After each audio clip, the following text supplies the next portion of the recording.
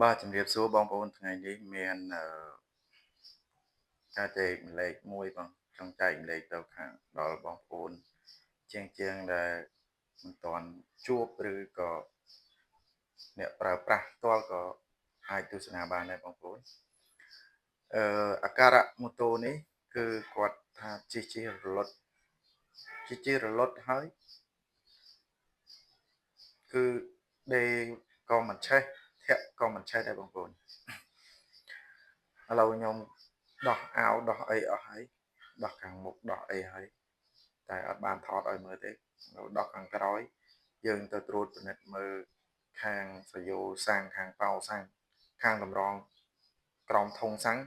វងពួកនេះគឺតម្រងវាគឺនៅខាងក្រោមធុងសាំងតែម្ដងឥឡូវយើងមកហូរសាំងមើលទីមើលតើវា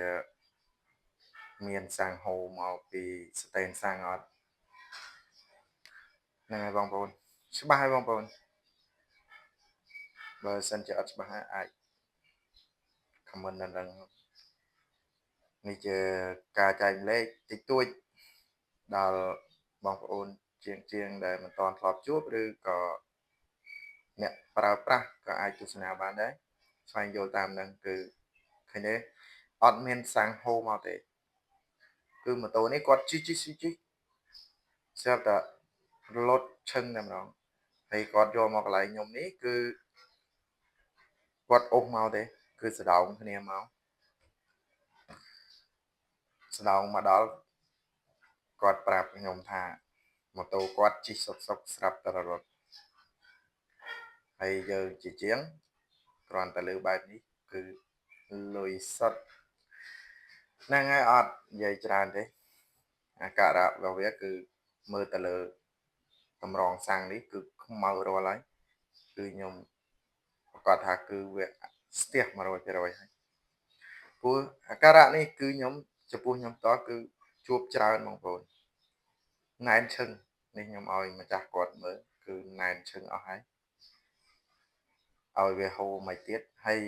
មិនមែនស្ទះតែតម្រងសាំងទេបងប្អូនគឺក្នុងធុងគាត់ហ្នឹងមានកតិចកទីច្រើនណាស់គឺខ្ញុំប្រហើបដៃឲ្យហូរសាំងគឺអត់ហូរទេដំបូងខ្ញុំថាស្ទះគម្របសាំងមួយទៀត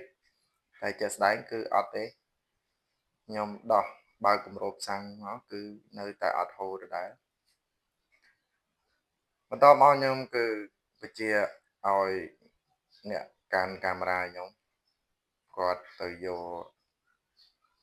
សយោខ្យល់មកគឺយើងបាញ់ខ្យល់ឲ្យវាឡើងទៅលើឲ្យវាខ្ទុះឡើងបងប្អូនចាំទស្សនាคลิปវីដេអូបន្តទៀតណាបងប្អូន